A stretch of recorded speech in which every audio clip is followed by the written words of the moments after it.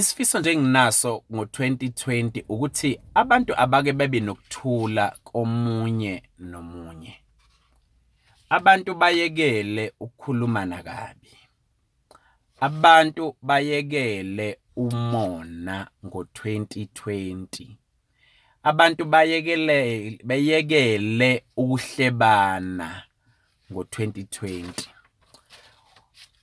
2020 asivaleni sikhule, especially njengamadoda. Imbi indoda ehlebayo. Imbi umuntu wesifazane, mubi umuntu wesifazane ohlebayo.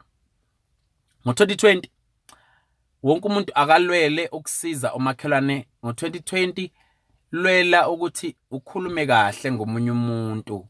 Ngo-2020 especially as black people, njengandlu emnyama, indlu emnyama, asike sibe nento yokuthi nje siyasupportana njengabelungu.